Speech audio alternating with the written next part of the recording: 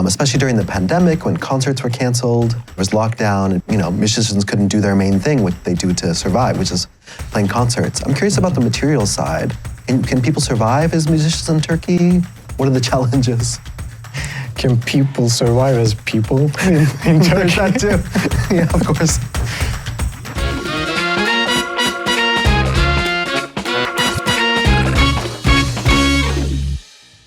Welcome to Pop and Politics, your guide to art and culture in Turkey. I'm your host, Kenan Behzat Sharpe. Each week on the show, we host an artist, musician, director, writer, actor, or other creative worker in Turkey. And today, we are joined by musician, composer, and producer Can Kazaz. Can began his musical career making hip-hop beats, and then went on to study music in Istanbul's prestigious Bilgi University, and he's currently finishing a master's in composition at Istanbul Technical University. Since 2011, he has released 6 full-length albums, which have earned him a loyal fan base for his strong songwriting, musical craftsmanship, and impactful singing style. In 2017, he left academia and lived for 2 years in the Turkish countryside. In 2018, he released his fan-favorite album, the powerful Sürsün Bahar, and in 2019, the more experimental and R&B-influenced album, Kızılgerdan. He is now back with a new album titled Toprak, released at the beginning of December. Can, welcome to the show. Thank you. How are you? I'm doing well, thank you.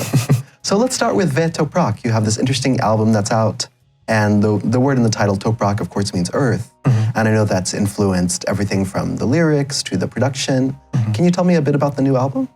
Yeah, the earth word is the correct word, but also it means land in Turkish. Mm-hmm. So it is mostly about these lands, like Anatolia and I don't want to say just Turkey, because it's not just about Turkey, because it's about history and all peoples who lived in this country. So from various aspects, I use that concept, like earth is the atmosphere of the album, and lands are the history of the album. Mm-hmm. So there are some lyrics, some lyrical content in it, which says some stories about these lands, and the atmosphere is more like a earth-like, dampened, or more like a dark kind of stuff. So, and you could feel that like in the reverb, for example. Yeah, in the reverb, sometimes you could feel like it's a cave under the earth, or sometimes it's very dry and you're just it's a dark and dampened, let's say, sound. So in some songs, it differs. It's not always the same sound, but it's related with the concept of the earth. So this is the main concept that I'm applying to the all sides of the music. Definitely, yeah. And it's interesting because it changes moods as you move through the album. So the middle portion gets a little bit more political. Yeah. And you have a really interesting song called Kara Ülkenin Ak Çocukları. Yeah. And I wanted to ask you about that song because it's a powerful one. And I think it was inspired by the death of a journalist. Yeah. It was inspired by the journalist Nuh Köklü. He was playing with, snowballs in winter in Yeldirmeni Mahallesi. And then he didn't target the window of a shop, but it just hit the window of the shop, and the shop owner came up and just stabbed him with a knife, and then he died. He was a precious journalist, actually. And then meanwhile, the year 2015 was a tough one. So politically, and the political scene and the sociological scene was very dark at that moment because of the elections and those kind of things. So there were some terrorism, all of that. Our concerts were canceling at that moment. So it was very devastating and very bad times for everybody, I guess. So it triggered that song it triggered me to write that song, actually. Yeah. And there's another really interesting one, Aydınlara, which is actually a sort of fight inside your head, maybe, between two different sides of your personality. Yeah, it is more like I try to create a cinematographic scene, which there are two of myself. Yeah. And one is a driver, so we are observing from the back seat, and the other one is sitting on the passenger seat. So we are hearing them. They are discussing about the driver one is more furious and more excited and more, let's say, how to say it, like more inexperienced or experienced, but angry. Yeah. The other one is much more calmer and much more relaxed and, how to say, calm, soğukkanlı about the issues. So the one the driver is furious and doesn't know where to go, and the other one is just try to console him in a way. And it made me think about, because of course the concept is Toprak or earth or land, all the debates people have about leaving or staying with the political situation the way it is. It made me think of that, this kind of internal debate, like does one leave and try to find a better life? Does one stay and try to fight? Does it have to do with those themes? Yeah, sure, it is actually. And I know there are lots of people who think about this at the moment. Definitely. And people are measuring if they can leave the country and leave outside the country, or stay and fight for it here. So I have the same debate in my head as well. So it is actually inspired by a very important sociologist from Turkey, Aydın Uğur, actually. That's why its name is Aydınlara, by the way. And he was our dean in Istanbul Bilgi University, and he passed away last year, and this year actually, sorry. And I just read some writings after his pass away. So there were a lot of inspiration about him. So he was the person who inspired me to say a word like remember how to live together. I was going to ask you about that. Yeah, that's very striking. We need to remember how to live together, I think you say. Yeah, that comes from the scholar you're talking about, the inspiration? Yeah. Actually, yeah. But I didn't read directly from him, but I read some writings about him. So he had a concept like, we have to remember how to live together in his mind or in his writings. Yeah, that's interesting. Also, in terms of land, I wanted to ask you about your time living in the countryside here. I know you spent, I think, a couple of years in a village in Çanakkale province in Western Turkey. Yeah. And you got interested in things like sustainable agriculture. Can you tell me about those interests of yours? Yeah, sure. Actually, sustainable word concept is getting a little bit superficial at the moment because it's more like if we sustain this, the current situation, it will not work because the carbon issues and climate crisis. So we have to regenerate it or fix it somehow.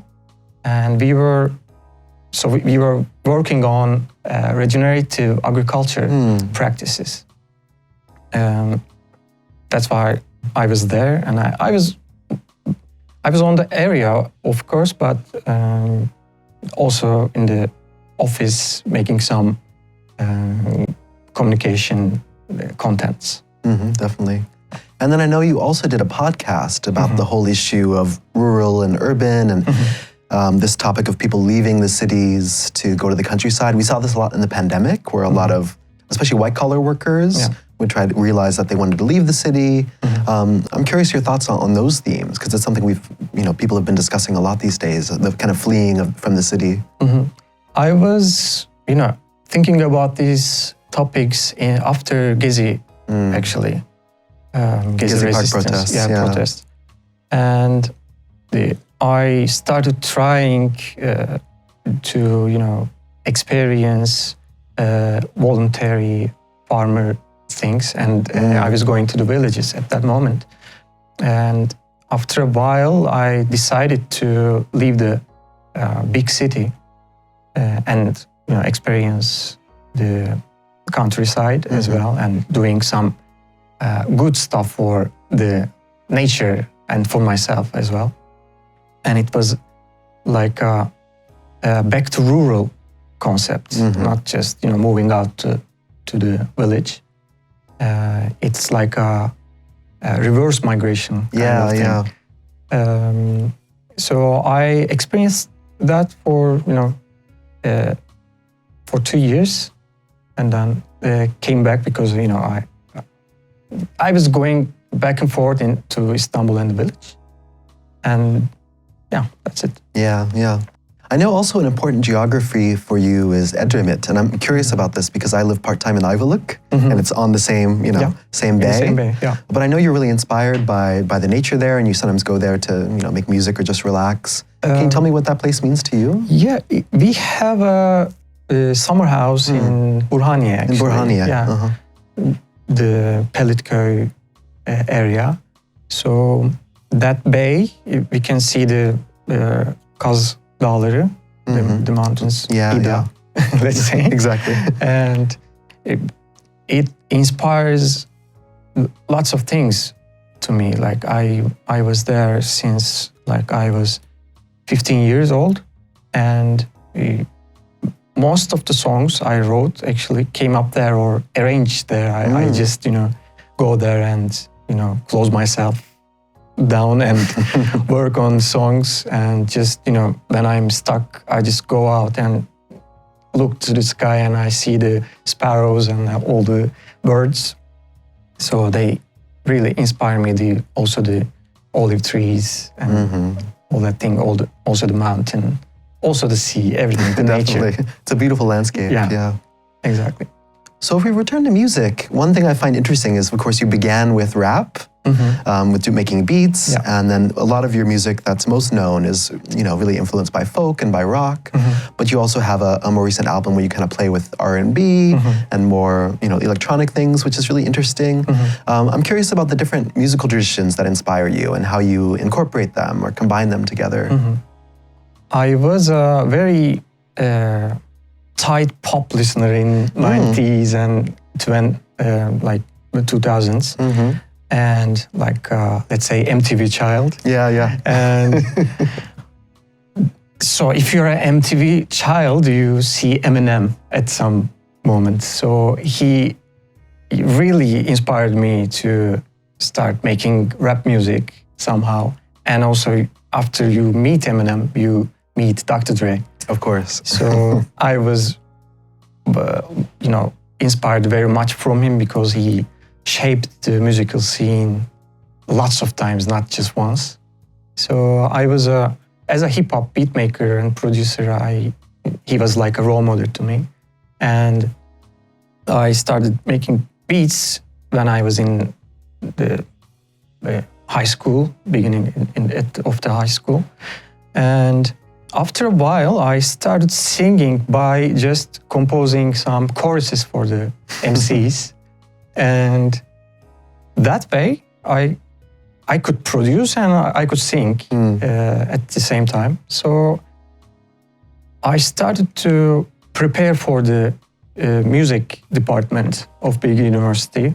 And then there was a new world for me, lots of new music, actually. We call it new music, by the way. Of course,